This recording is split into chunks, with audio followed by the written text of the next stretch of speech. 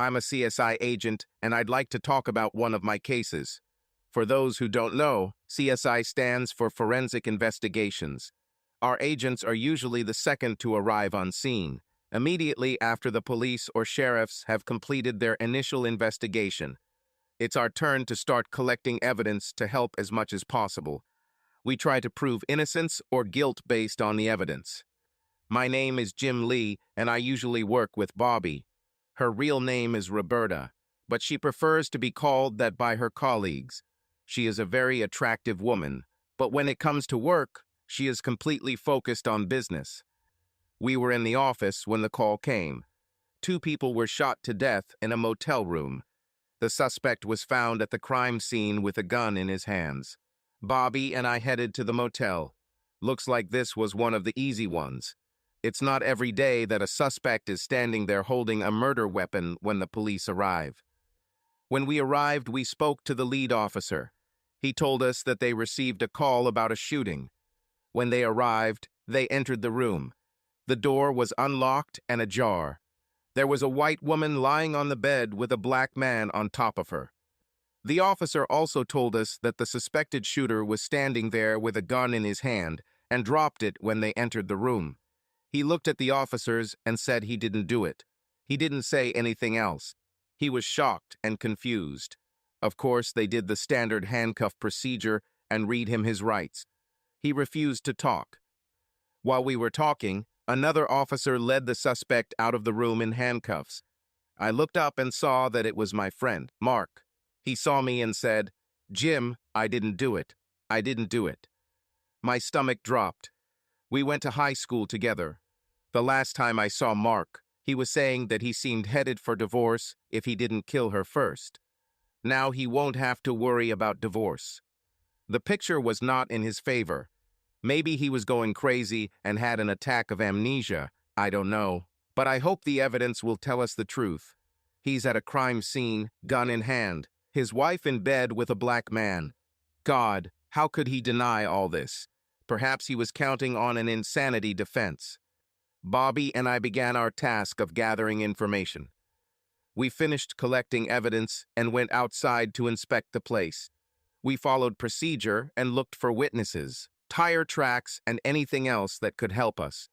While we were inside, we found a camera on the floor by the bed and took it with us. Mark's car was towed to our garage. We called the prison and said that we wanted to check all of Mark's belongings for signs of gunshots. 3 shots at point-blank range should have left marks. I got a call from the lead officer who said Mark kept saying he didn't do it and that I was the only one he wanted to tell his story to. Damn, I didn't want to get involved in this story. All the evidence pointed to Mark, my old friend. What the hell was I supposed to do? I agreed to listen to his story. I did tell him that all his statements would be recorded.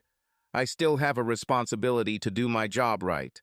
I also told him that I always go by the evidence, and right now the evidence is not in his favor, but I will remain neutral until all the evidence is taken into account.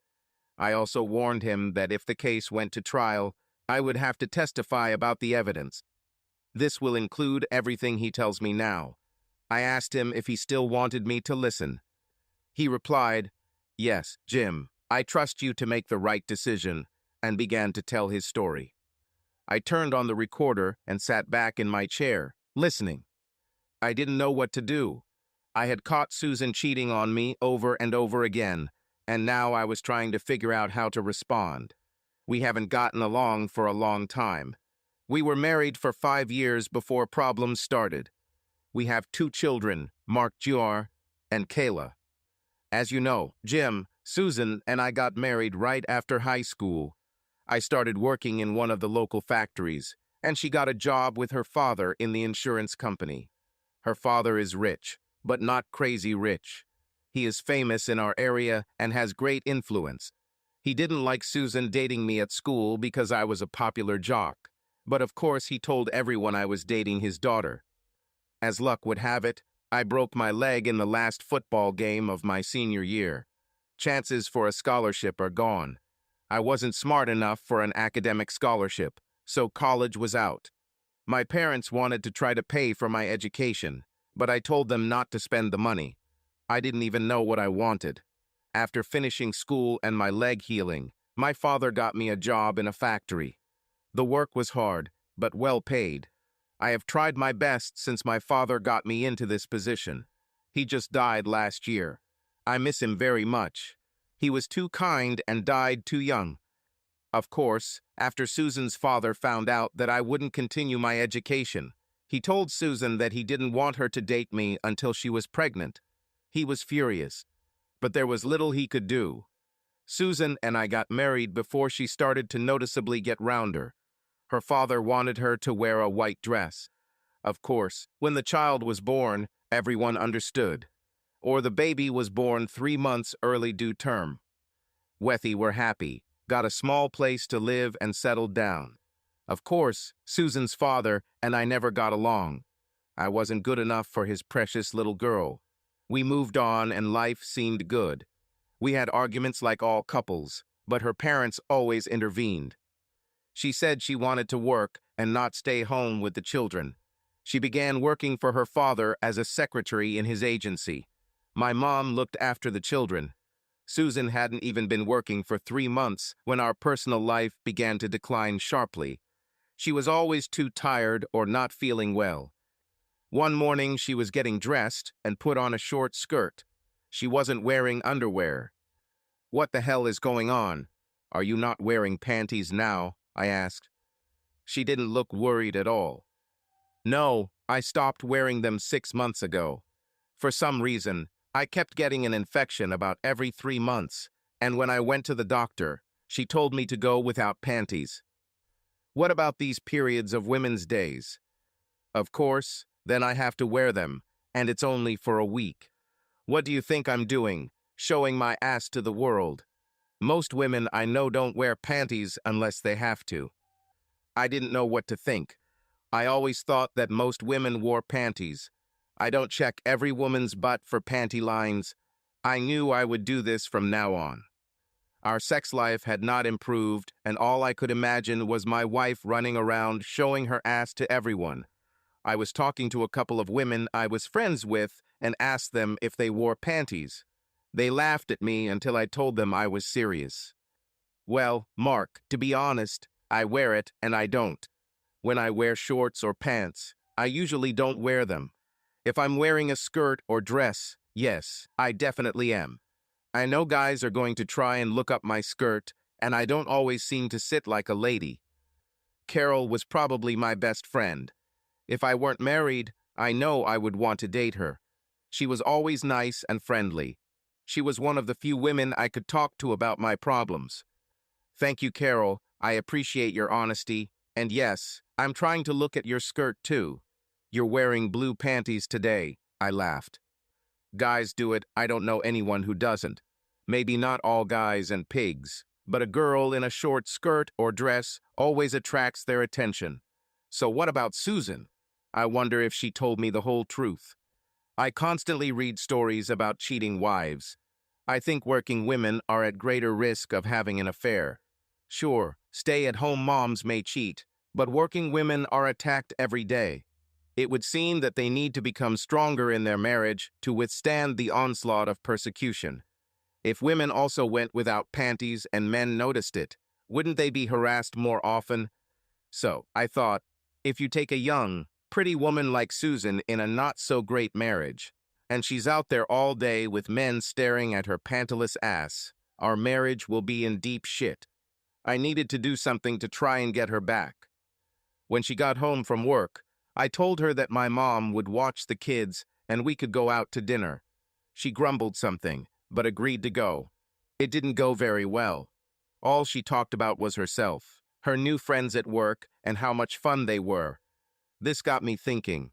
This is where I worked hard my whole life and could never call the work or the people there fun. Why is her place of work so different? She didn't wear panties to dinner either, and we sat down at the table. I tried to follow her eyes and noticed that she was looking around a lot. Behind me, there were men sitting in booths, and I think they were having quite a show. I realized then that we probably wouldn't be able to save our marriage. I knew deep down that she had been cheating on me for quite some time. I decided not to talk to her about it anymore. I lost respect for her. Some things you just know, and all I need now is proof. I felt very sorry for our children. I spent more time with them, and the three of us were always doing something together. They always ran up to Mom when she came home and told her about their day. She always told them the same lies. God, I wish I could be there, but Mommy has to work. I wanted to hit her so hard, but I had to think about the children. It would be bad to have a cheating mother, but it would be even worse if their father was in prison. But now I'm here for something I didn't do. Crap. I kept a close eye on her for the next few weeks. Every time she called and said she would be working late, I asked my mom to babysit and kept an eye on her. She always dated men from the office. I started taking my camera with me and taking pictures of her with her friends. They would always come into motels, and I would take pictures of them as they entered. I've never filmed for more intimate things, just entering the motel. I'm sure they didn't clean there. I knew the marriage was over. After the first time I saw her with another man entering a motel, I began planning a divorce. I no longer approached her sexually. Seeing her made me feel sick. Every time I looked at her, I imagined her in bed with someone else. This has always disgusted me. I once told Susan that if I ever caught her cheating, I would kill both her and the son of a bitch she was with. She just shouted back that she was not afraid of me. She said that marrying me was the biggest mistake of her life. She told me what a bad lover I was. I asked her, "How do you know if you haven't slept with someone other than me? We were both each other's first when we met. So, you really are hanging out." Now she was worried. She tried to think of what to say. She finally blurted out some lame excuse about reading it in some damn magazine and how her friends were telling her how good their sex lives were. Well, screw you and your magazine. If I find out you cheated on me, you're dead. Tell your girlfriends the truth. You'll have to sleep with me from time to time to compare me. I know that this makes me look bad in the eyes of others. First I threaten her, and then she appears they're dead. No, to be honest, I didn't do that. Susan told me last week, "Mark, I haven't cheated on you, but I want out of this marriage. You're crazy, and I don't love you anymore. Just take your things and leave," I will say, "and my dad will hire us a lawyer, and we will settle our irreconcilable differences. You can take your things and leave. Just don't interfere in my life." I asked her, "What about children?" "You won't take my children. I don't care who your parents are. They do nothing for our children. I want custody, and my mom loves them, and she will help me take care of them. Besides, when you go out with your boyfriends, who is going to look after them?" I asked. I remember how that day she turned her back on me and left. I know she loved children, but to what extent? She didn't want to give up her new sex life for them. And if I had proof, I knew I could get custody. I allowed her to go to hotels with several men from the office. I wanted her to commit adultery. My lawyer told me that this would be the evidence I needed to take my children back. No court would award her children or alimony with such evidence.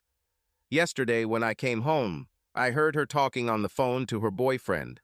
She didn't know I was there, so I just listened. She mentioned the time and the motel, so I left the house and came back through the front door, making noise so she could hear me. When I walked in, she quickly hung up. I asked her who she was talking to, and she said her mother. I already knew it was a lie. I decided that I would follow her, go to the motel, break into the room, and take the photos I needed. I would take them to my lawyer and file for divorce. After Susan left the house dressed like a woman of easy virtue, I took our 2 small children to their mother and asked her to leave them for the night. After I burst into the motel room, I thought there would be a fight and one of us wouldn't be coming home tonight. So I asked my mother to keep the children out of danger. It took a while to get the kids ready and pack their overnight bag. I took my camera and off we went. I left the kids with my mom and got to the motel about half an hour later. I didn't have a good plan. I'm not a weakling, so I figured I could handle any fight. I wasn't really thinking clearly. Now it's obvious. I found the motel and their room. It was a corner room. I was sitting in the car, holding my camera, when I heard 3 shots. I looked up and saw someone quickly leave the room. I got out of the car with a camera and headed towards the room. There was no sound coming from inside, so I slowly turned the doorknob. It opened. I pushed the door and saw that they were dead. I looked down and saw a gun. I don't know why, but I picked it up. I was in a trance. I don't know how long I stood there, but the policeman told me to drop the gun and lie face down on the floor with my hands behind my head. I dropped the gun, as well as the camera, and lay face down. Finally, I managed to choke out. I didn't do it. Then they took me outside, and that's when I saw you. Jim, please help me. That was his side of the story. Plausible? I did not know. I told him we'll look at the evidence and see what happens. I asked him about the man he saw leaving the room. He said it all happened too fast. He didn't see anything except the figure who quickly ran away from the building. He didn't even know if it was a man or a woman. He was dressed in dark clothes. While I was in jail, I took a test to see if he had fired a gun recently. The results were negative, but he showered after being placed in the cell. The remains of gunpowder, if there were any, could be washed away. When I returned to our laboratory, Bobby asked how it went. "Do you believe him, Jim?" she asked. "Bobby, I'm going by the evidence, it doesn't lie. I hope he told me the truth for his sake and his children's sake. But the evidence has to tell us more. So far, it's not in his favor. He was not near the victims, according to photographs and the police report. Whoever shot at them did it from the end of the bed. I told Bobby that it looked like the camera belonged to Mark. He said he was going to take a photo to prove his infidelity. She has already sent them to the laboratory for development. We'll probably have photos tomorrow. We also needed to find out whose gun it was. As Bobby and I talked, we agreed that the suspect, Mark or someone else, must have known the time and place of the meeting. Bobby also said that there were no traces of gunpowder on Mark's clothing. She added that he probably shit himself when he saw what was happening. Maybe there's something here. Perhaps Mark really was telling the truth. The next day was complete chaos. The prosecutor was already putting pressure on us. He received a call from Susan's father saying he wanted Mark to be sentenced to death. We tried to explain to the prosecutor that we still had a lot of evidence to study. He was caught in a room with a murder weapon in his hands. "What more do you need?" asked the prosecutor. His name was Brett. "Brett, we have a few unanswered questions. Nothing major, but still unanswered, and a good lawyer could take advantage of this in court if we don't find answers," I said. "Which, for example?" Brett asked. "The finger test does not indicate that he recently fired a gun. There was no powder residue on his shirt. His fingerprints on the gun lay on top of another set of prints that we were unable to identify. The timeline is poor. Who let him into the room? He walks into the room, shits himself, takes the gun and shoots the victims while holding the camera in his other hand. He stands there for what we assume is 7 minutes holding the gun until the police arrive. Reasonable doubt. Brett, his lawyer just needs reasonable doubt. Give us a few more days, and we'll see what we can find." "Damn, I thought this would be a no-brainer," exclaimed Brett. Bobby looked at me. "You know, after everything you said to Brett, I don't think Mark did it," Bobby replied. "If he didn't do it, I wonder who did. We need to see what's on the camera. We also need a list of other people who stayed at the motel the last 2 nights. There may have been witnesses. By the way, do we have any information about the male victim?" I asked Bobby. "His name was Tony Williams. He was in his early 40s, married, and worked for the same insurance company," Bobby answered. Since temporary custody of the children was granted to Mark's mother, she was allowed to keep them until the end of this case. Susan's parents really didn't want anything to do with them.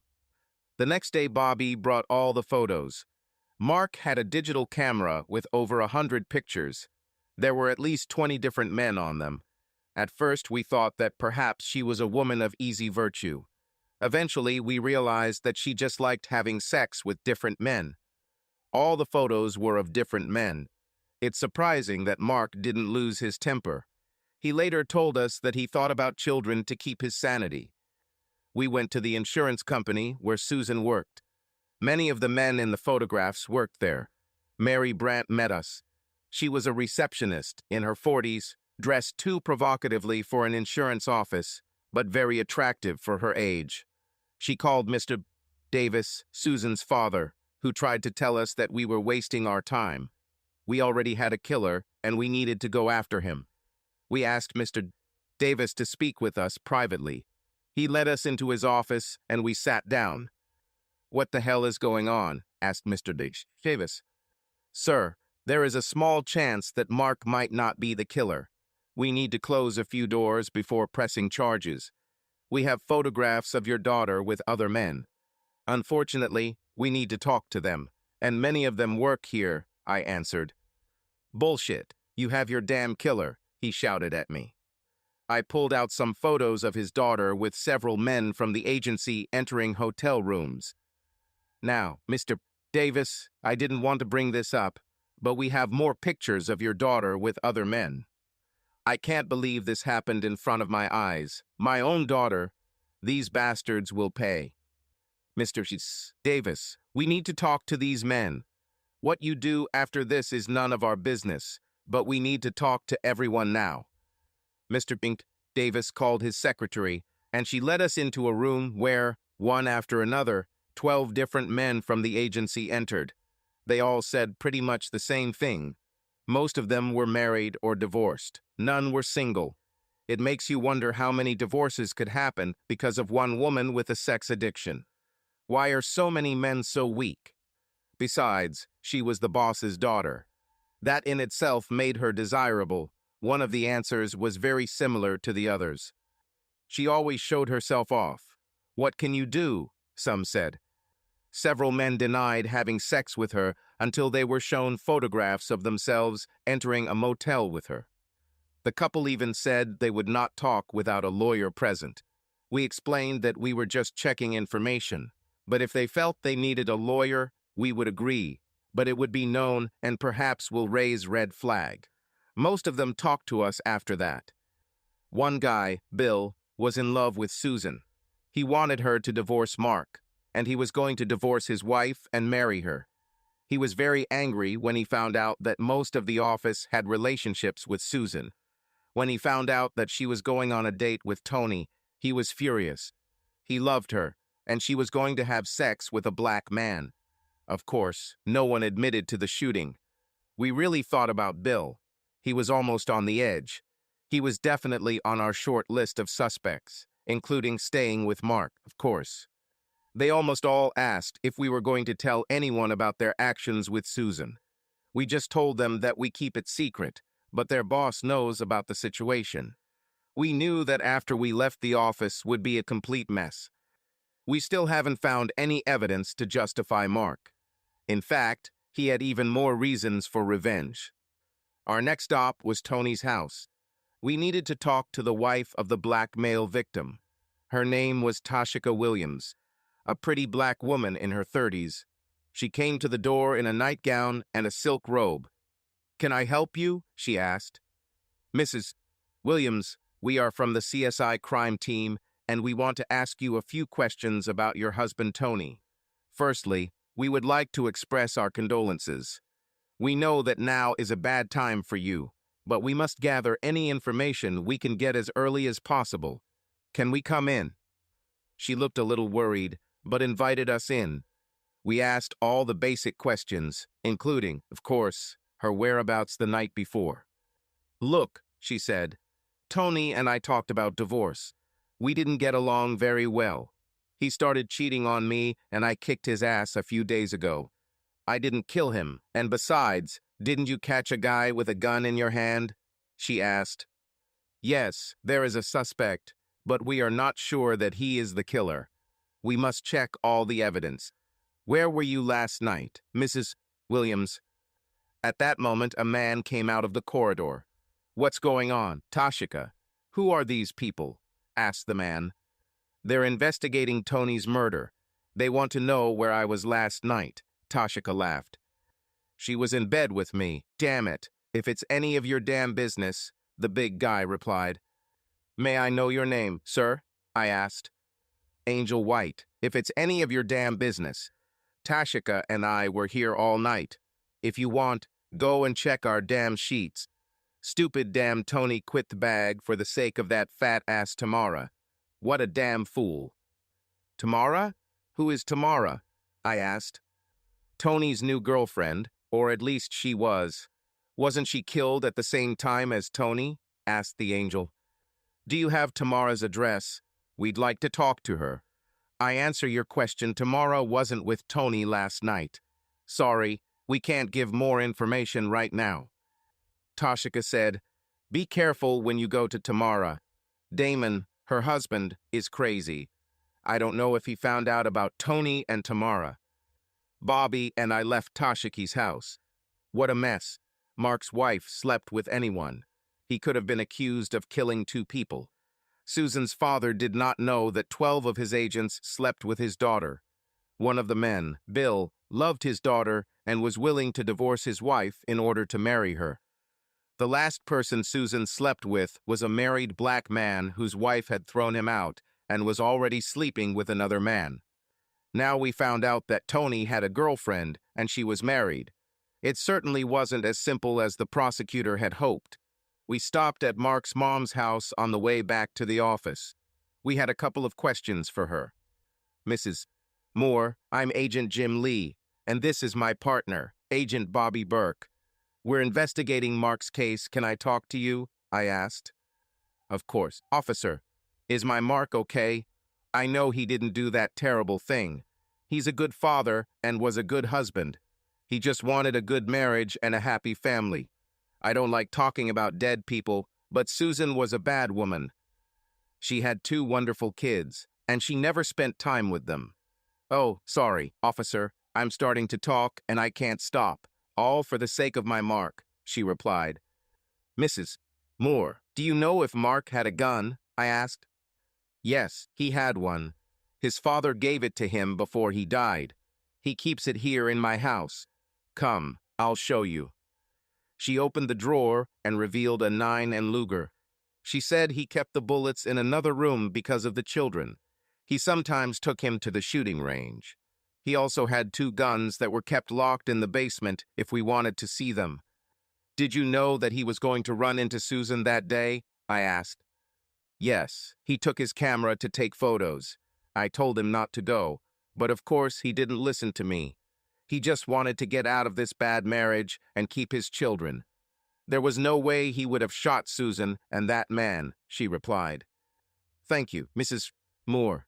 You helped us a lot. The next day we stopped by the prison to see Mark and see if he remembered anything else. He basically didn't remember anything. He said his lawyer came and told him to declare himself insanity. He told his lawyer he wouldn't do it because he didn't kill anyone. We checked to see if he had other visitors, and his friend Carol came 2 days in a row. Bobby went to Carol, and I was called to the morgue. We were right about the shooting and how it probably happened. Then the doctor told me some disturbing news. Blood tests were performed, and both victims were positive for the disease. Now we had a completely new situation.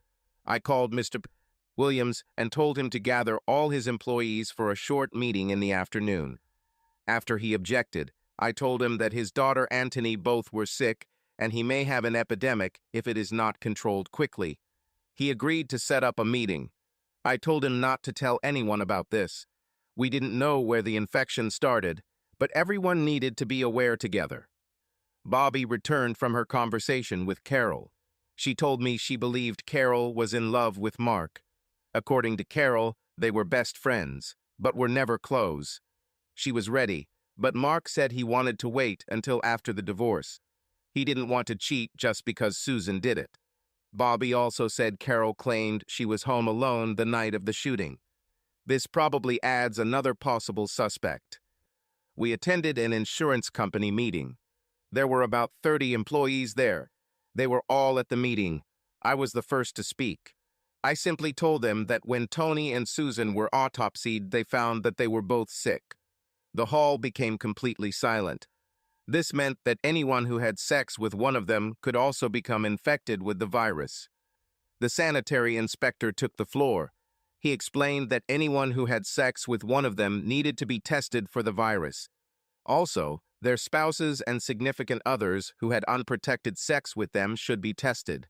He informed everyone that the results would be confidential.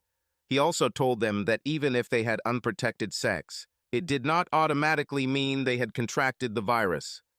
A representative from the health insurance company said all tests would be covered by their insurance. If someone chooses not to get tested at that point, they will not be covered for testing for the next 6 months. They wanted to make sure they stopped any possible epidemic now. He also told everyone they have 2 days to tell their spouses or significant others and sign up for testing. We recorded this meeting on video. We wanted to see people's facial expressions when the disease was mentioned. Horror was on the faces of most of the employees. They all looked rather stunned, except for one person. We made copies of photographs of several individuals. I looked at Bobby as she made copies of the photos and thought what a beautiful girl she was. We were both free and we had a lot in common. I thought about asking her out. I definitely should have given it some serious thought. The phone rang and it was the motel manager. He said he may have some information and a possible witness. The only problem was that he was drunk. We told him that we would be visiting him shortly, and drunk or not, we needed to talk to him. We still wanted to know how the suspect got into the room without making any noise. Mark told us he saw someone leave the door ajar. This seems more likely than any other option. But how did they get into the room without a key? We called on the hotel manager and the clerk who was at the desk that night. We asked the clerk to tell us everything he remembered about that night and asked him not to leave out any details. The clerk began, "A handsome, tall black man came to get the key. The woman had reserved the room earlier in the day. He walked up to the counter and paid for the room, so I gave him the key. He said thank you and left." "You didn't see the woman then?" I asked. "No, I didn't see her then, but a few minutes later a woman came in and asked for a second key. She said she was going out and didn't want to bother her boyfriend when she came back. I was a little surprised since she was white, but we have many such cases. To each their own. She gave the correct room number and her boyfriend's name, so since he had just left the office, I gave her the key. I gave him the photographs Bobby took, including 2 of Susan. Do you recognize the woman you gave the key to in these photographs?" The clerk looked through about a dozen photographs and handed me one. "That's her, a beautiful lady. She was dressed in black," replied the clerk. "Are you sure? No doubt?" Bobby asked. "Absolutely sure. Why do you keep asking?" answered the clerk. "Because the person you gave the key to was not the victim," Bobby replied. "Oh God, I didn't know. The police wouldn't let anyone near the room, so I just assumed it was the woman." "It's okay. You did the right thing by calling us. Where is the drunk gentleman you were talking about now?" The manager took me to a room around the corner and knocked on the door. "Fred, the police are here to talk to you," the manager said. Fred opened the door and we introduced ourselves. Fred said it was a nice night. He was sitting with the door open just drinking a beer when he heard what sounded like gunshots. He had an old Western on the TV and he just thought he played it too loud. A few seconds after the shots were fired, a woman ran past his door, got into a car parked nearby, and drove away very quickly. She tripped at the door and broke the heel of her shoe. He said he picked it up and put it on the dresser in case she came back for it. She never returned. Didn't you hear the sirens shortly after that? Did the police come talk to you? When we came around the corner, your room was in darkness. I was half drunk. As soon as I lifted my heel, I closed the door, turned off the TV and lights, and went to bed. I didn't find out about the murder until today, when Bob, the manager, told me I should talk to you. I don't know. Can I help you with anything? Fred replied. Can you recognize her from the photograph? No, she just ran by, except she broke her heel. She was dressed in black, and even wore some kind of fancy black hat. Was she white or black? Bobby asked. Most likely white, but could also be a light-skinned black woman. Like I said, I didn't see much. Sorry. Do you still have the heel from her shoe? Bobby asked. Yes, here he is. Don't touch him anymore. We can try to get prints on him, I said. Bobby put on her gloves and placed the heel of her shoe in a plastic bag. We thanked Fred and the hotel manager for the information. Now we had another suspect with specific details about her. We went back to the office and laboratory to gather all the information and find out who the gun belonged to. Bobby took the wheel to the fingerprint lab while I checked the gun's owner's information. The gun was registered to Tony Williams. Now we needed to understand how he was killed with his own gun. Bobby returned with the results of matching the prints on the heel of the shoe. There were 2 sets of prints. One belonged to alcoholic Fred and the other belonged to our new suspect. We called the judge to prepare a search warrant. While we were waiting for the order from the judge, the prosecutor came in. He said he could hold Mark for another day or press charges against him. We told him to do what he had to do, but we felt there might be a new suspect in custody by morning. Bobby and I went to Mary Brandt's house. I knew it was late, but it couldn't wait. We had 2 sheriff's deputies with us. I knocked on the door and Mary Brandt looked surprised to see us. Mrs. Brandt, we have a search warrant for your home, I said. Why the hell? You have your killer. Why did you get it? We have a search warrant for a black dress and a pair of black shoes. Please let us in or we'll have to arrest you for obstruction.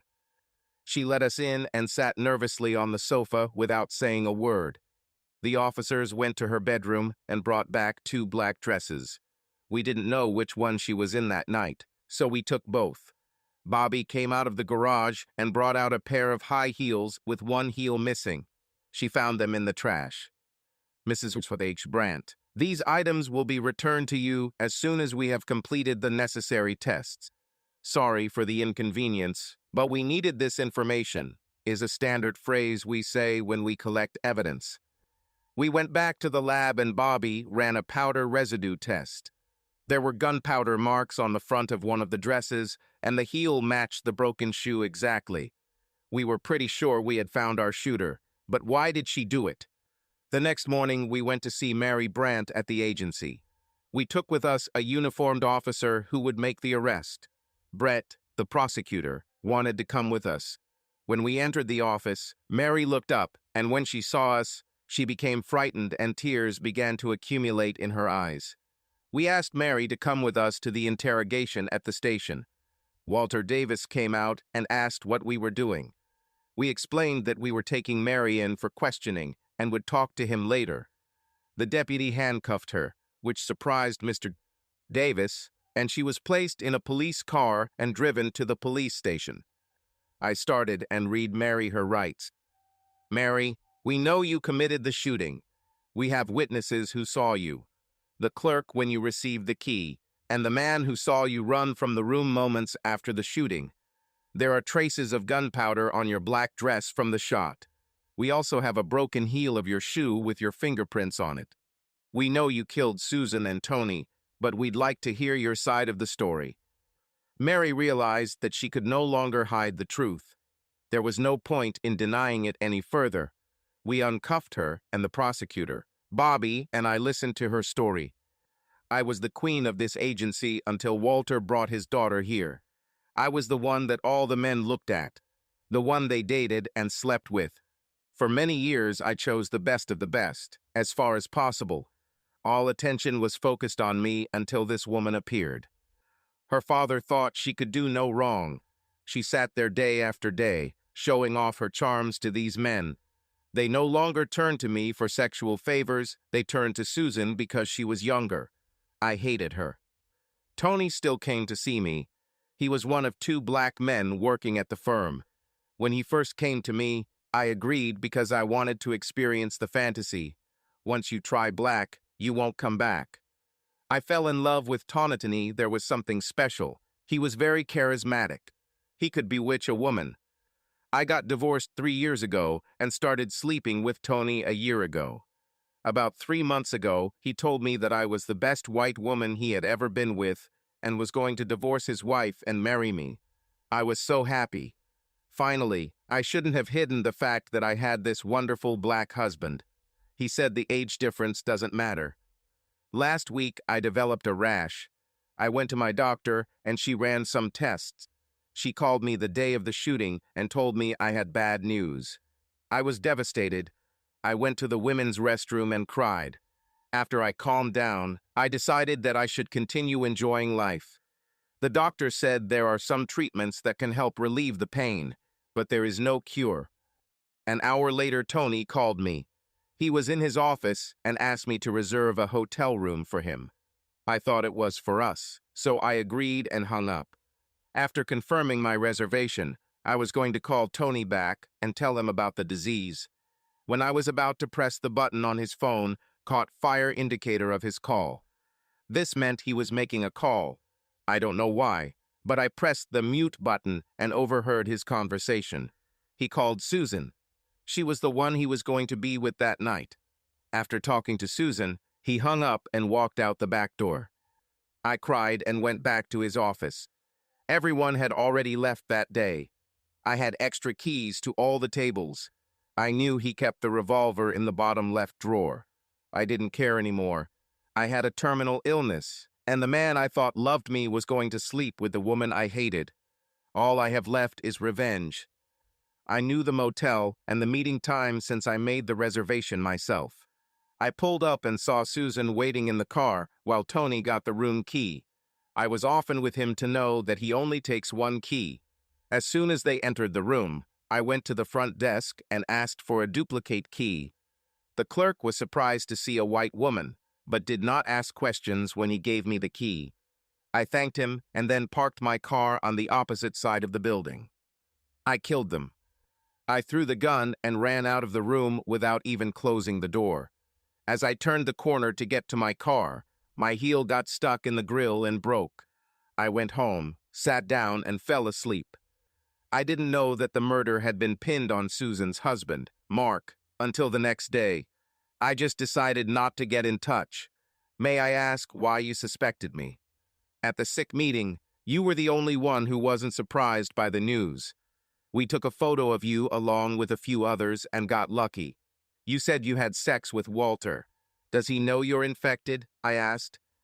No, I think he should find out now. I think his wife will be surprised too. What's funny is that none of these men used protection.